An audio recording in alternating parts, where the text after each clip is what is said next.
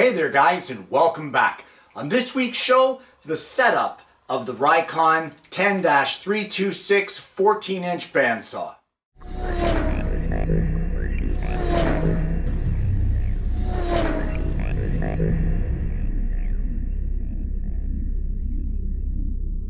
Well, on last week's show, we went through the entire assembly of the saw, from the unpacking of it right through till the entire thing was put together. And this week I thought it might be a good idea to go through some of the setup and some of the operations of the saw and how to use them. And the reason for that, of course, is, as I said in last week's show, finding videos or information about this saw online was pretty rare. So the first thing that we're going to start off with is setting the table level. Well, here at the back of the saw, the first thing that you want to do for setting up your table is to lock your blade so that there's tension on it. You don't want the blade all loose and sloppy. The next step that you need to do is you need to raise the blade guard. And the reason you want to raise that blade guard is because you need to get access in order to put a square up against our blade. Now, depending on what size square you're going to be using, for me, I think I'm going to be using an 8 or 9 inch steel square, so I'm going to raise it up quite a bit. And now you want to be careful now with the sharp blade, but get yourself a square, and then we're going to adjust our table to be at 90 degrees so that our blade is 90 degrees to our tabletop surface. And again, here at the back of the saw, you have this lever here, and this lever is what locks our table in place on this model. You want to pull the lever up towards the bottom of the table, and if you're not sure, it is diagrammed underneath as far as which way to move it to unlock it. And then from there, you want to take your hand wheel, and you can rotate this to change the level of your table, whichever way you want to slope it. So we're going to slope it as best we can and check it and double check it with this square on our table and up against our blade. Now, as I said, I'm using, this is an 8-inch square, and we're just going to place it up there. You want to keep an eye for light in behind and level this up as perfectly as you can. You don't want it, if it takes you 10 minutes, it'll take you 10 minutes. There is no rush here, and you'll be a much happier person at the end of this for taking the extra time and doing it properly. So there we have it, pretty much.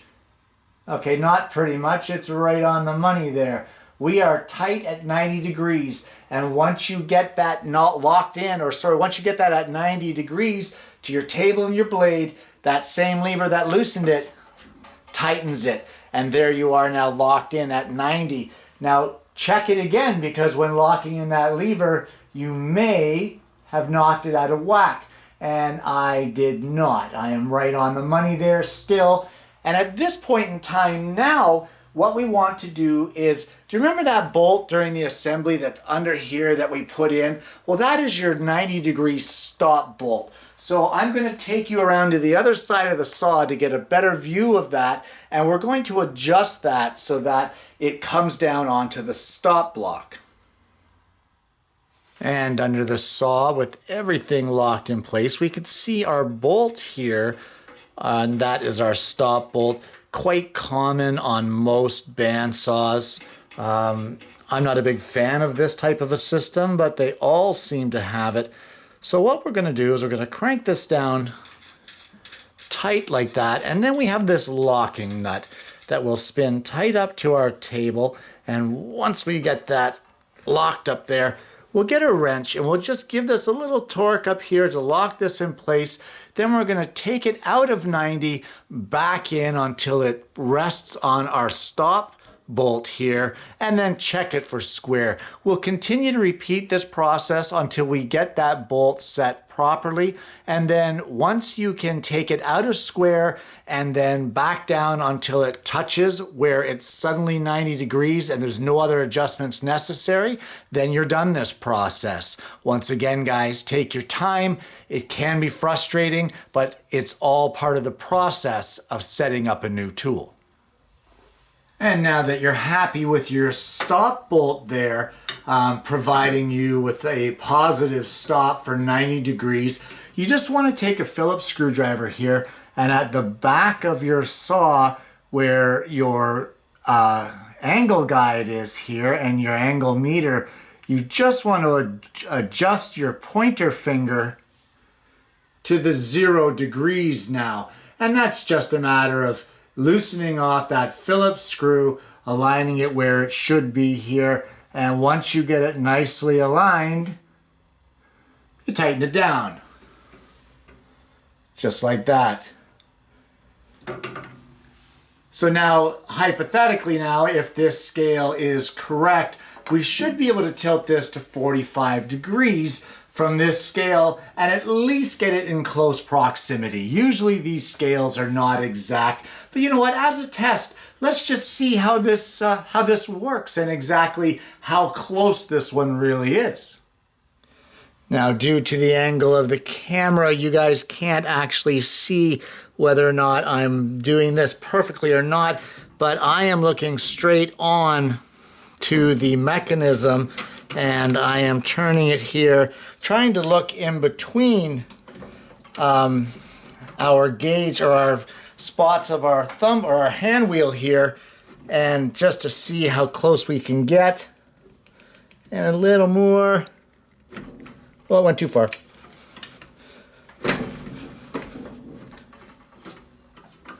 Right there, that looks to be about 45 to me, looking at that gauge. And as you can see, we're actually not too bad as far as the table goes. It is off a little bit, but once again, look at the type of scale we're dealing with, where it's actually moving in 5-degree increments on this scale. I don't know, at this difference between 45, I'd be pretty happy with that, and I would be fine-tuning it anyway if it was a cut that was imperative. So, not bad at all. Well, the next step in the process is we would like to get our blade, the back of our blade, square to our table. And if I place my square here up against the blade, we can see, hopefully you can see, it is ever so slightly off. And it's not a difficult fix. In fact, it's quite an easy fix on this machine to level out the table trunnions to make it so that the back of your blade is square. And in this case here, it's a matter of loosening a couple bolts and then using some micro adjustment bolts, which are actually manipulated with a 3mm Allen key. Now these are under the table, so I'm going to do my best to get the camera under the table and try to show you where this stuff is. Now here underneath the bandsaw, you can see our trunnion here, which holds our table onto our saw body. And right here, there is a hex bolt. There's one on this side of the trunnion, and there's one on the opposite side of the trunnion. Right beside these hex bolts, you can barely feel the indentations there, but there is machine screws in there. And I'll just place the Allen key in one. There it is. You can see the Allen key sits there, and these are your micro adjustment bolts. And all you need to do is loosen off this hex bolt just a bit, and then by adjusting these two micro adjustments, it will change the level of your table. Now by turning it clockwise, that will make your table raise on that one side. By turning it counterclockwise, it will make it lower. So you need to decide exactly which way it is that your table needs to go. Make those micro adjustments, double check everything for square up top against the back of your blade, and then tighten down these 2 hex bolts again. And that's the simple process for squaring the back of your blade to your table. Now, I'm going to do mine off camera only because it's a tedious process as far as getting it just so, and I'm pretty picky about that sort of thing. And yours might be different. So if I'm showing you clockwise and your table saw needs your bandsaw needs an opposite adjustment, then I'm going to be showing you the wrong thing. So just remember, turning it in clockwise means you will be raising the table, counterclockwise, lowering, and then tighten down your hex bolts. And with about 3 to 5 minutes of adjusting and tightening, I was able to get the back of the blade square with the table. And as well, once you get this done now, you just want to make sure that you didn't knock out any of your settings for the blade being 90 degrees to the table the other way. And this one here is right on the money, and I'm happy about that. Now, guys, don't worry about your saw being out of whack like this. These things really take a crap kicking through shipping and being trucking and that sort of thing. And you know what? It happens, and that's why we calibrate our tools. So there we go. There is our blade square to the table, both from front to back and from side to side. Next on the list of things to do is blade tracking. And for some reason, blade tracking really scares a lot of guys when it comes to bandsaws because they think they're going to bugger it up. And on the Rikon saw, they provide you with this window here so that you can see how well your blade is tracking. And if I just spin this carefully with my hands, you can see that that blade is tracking nice and true in the center of our wheel, right in the center of that yellow tire. And that yellow tire that's on the wheel really helps to see the tracking of the blade, really makes the blade stand out and shows you how much of the wheel is on either side of the blade. Now, the adjustment for the tracking for this particular saw is right on the back of the top wheel. And we're just going to go to the back now, and I will show you what it is that we're looking at. Now, if I loosen off this set screw here and I change the setting of our knob, hopefully we'll see that our blade will go out of tracking. It will no longer be centered. And there you go. You can see that it's now tracking way off to the one side of that wheel. And that is not what we want. We have way too much to the front or to the back there and way too much of the tire exposed on the front end. Now, all that's needed for this is for me to spin the wheel by hand and adjust that knob backwards until I am happy with the position of my blade on the tire. And that to me looks about good. I don't want to get in the way of the camera here, but that looks about centered to me on that top wheel. And you want to do at least 3 rotations of the wheel to make sure that it's tracking. Once you're happy with it where it's tracking, it's just a matter of locking it down. And you just spin this little knob here and lock it like that so that it can't turn anymore. And that's all there is to tracking the blade, guys. If you're having problems with it tracking on the lower tire, now that's a whole new ball game. And for that, I'm going to suggest that you either contact the manufacturer or that you check your manual. This Rikon manual actually has very explicit instructions as to how to correct the tracking on your lower wheel. So if you're having issues like that, by all means, check your manual. Well, now we need to adjust the blade tension. And the tension should have been on while tracking the blade, but how do you turn the blade tension on? Well, For the Rikon, it's a matter of a quick tensioning lever at the back of the saw. And that would be this little guy right here. And right now it sits in the tension off position. But in order to place the tension on the blade, it's a simple matter of pushing it across the saw like that. But how do you know that you've got the right tension for the blade?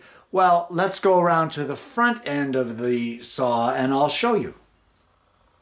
Well, the manufacturers of this saw were kind enough to put a window in the top door to show us the tension of the different blades. Right now we have a factory installed 5/8 of an inch blade in this saw, and you can see that our little needle there is pointing at the 5/8 of an inch.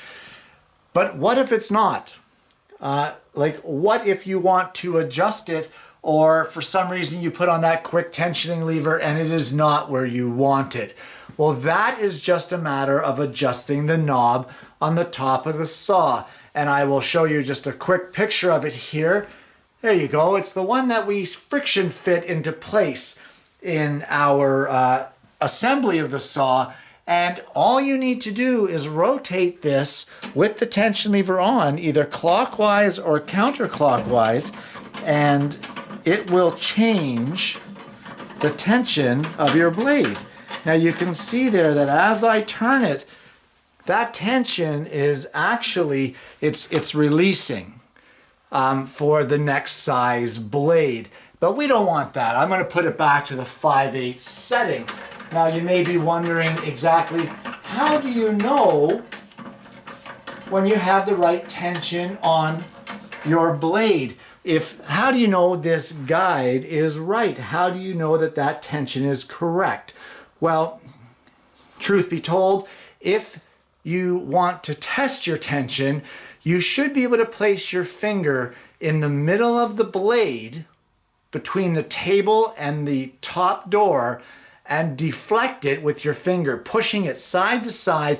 You should be able to push that about 1/4 of an inch. And if you have that amount of deflection in your blade, then your tension is fine. At least that is the recommended tension for this particular saw. Yours may be different, but in this case with the Rikon, it is 1/4 inch, and it's really nice that they give you a guideline here as to what to look for in the tensions of the different width blades that the saw can handle.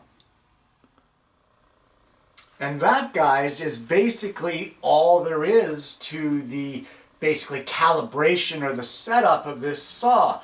Making sure that the table is square, that the guides for your 90° and your 45, that the indications are set correctly, showing you how to set the tracking of the blade, how to change the 90° from the back of your blade to your table, and as well setting the tension and being able to read what the tension says for the different blades, and how to be able to use your finger to deflect that blade to figure out if you got roughly the right tension. So I've got a bit of time left on the show, and I thought it might be cool to show you guys out there who are interested in this saw possibly how to change a blade in it, because really one of the cool features of this is the guide bearings and the thrust bearings. So let me show you that setup and how to change a blade. Well, first and foremost, of course, you want to have your machine unplugged. And second step is release the tension on your blade. It's so much easier to do with the blade tension off. In fact, if the blade tension is on, you won't get the blade out of here. So the next thing you want to do is you want to open up your upper and your lower doors. And as well, make sure that the guide guard or the blade guard is out of your way of the top wheel. Now for this one, you loosen the set screw here, which holds this blade guard housing together, and you can see how that just opened up and it exposes the whole blade here, which is nice.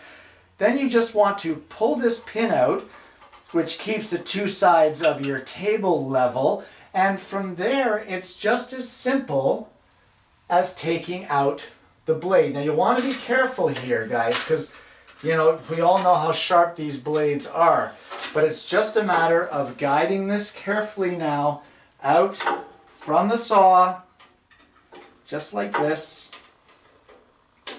unhooking it from the bottom here by the hinges, and then carefully sliding it out through the table slot, and your blade is out. So now let's put another blade in, but of a different tension, because I want to do some resaw. So let's put the resaw blade in. Well, one thing I should have mentioned, guys, is get some gloves on when doing this. I took the blade out without gloves. I guess I got a little bit overzealous here, and that happens sometimes, but get some gloves on just to protect your hands.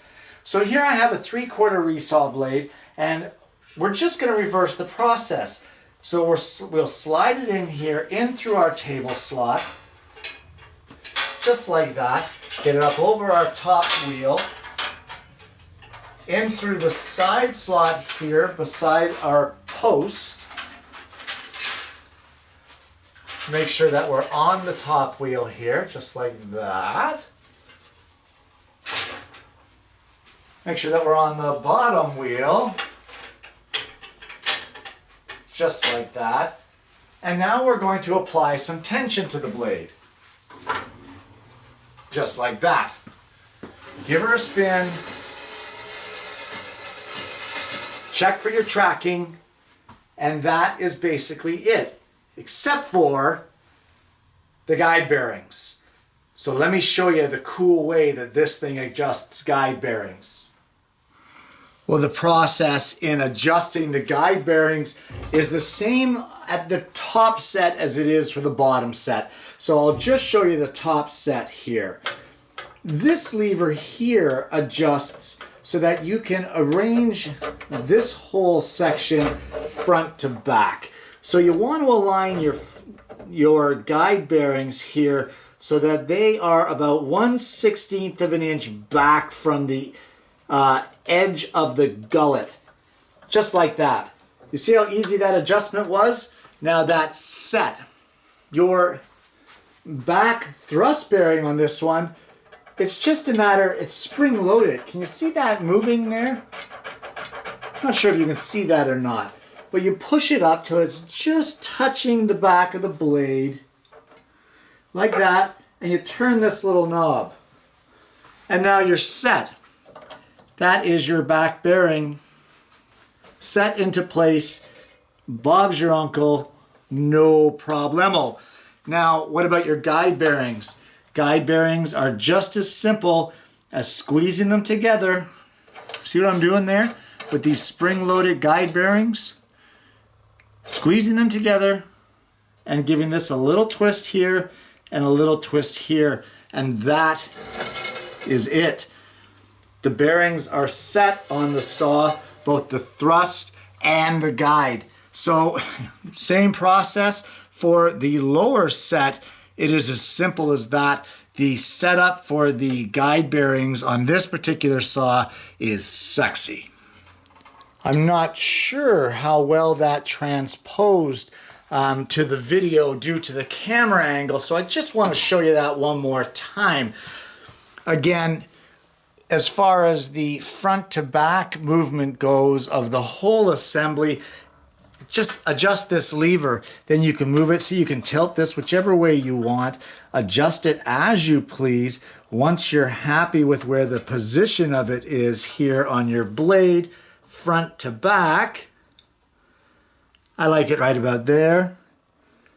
Adjust it so that your thrust bearing is center of your blade, just like that, and then we push that thrust bearing forward until it's just touching the back of the blade, and then just give that little knob a twist.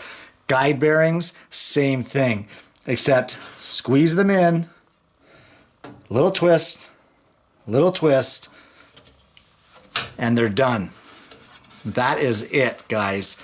That is how fast it is to set the guide bearings on this saw.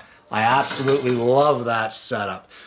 Anyway, there you go, changing the blade on the Rikon 14-inch bandsaw. And there you have it. The setup of the Rikon 10-326 14-inch bandsaw. Guys, as I've said, this video was filmed and then edited and aired because when I was trying to decide what kind of bandsaw I wanted to purchase, the information on this particular unit really wasn't out there, and this is the one I had my eye on. So hopefully this video is going to help those who are now searching for something about this particular model of saw. Maybe you've already got this saw and you are having some of the issues of maybe straightening out that back of the blade to the table, and maybe you just relate better to video reference with someone showing you how to do it as opposed to reading it in a manual. There are a lot of people out there that respond better to being shown than they are to reading it, and that's just fine. Guys, I hope you've enjoyed this week's show. If you have this model and you are wondering about the setup, I hope this video has helped you. And if it hasn't helped you and you have another question or there's something you don't understand, please drop a comment below. I'd be more than happy to help you out if I can. Guys, thanks for tuning in again this week, and I hope you're going to join me again next week for yet another woodworking video. See you next week, guys.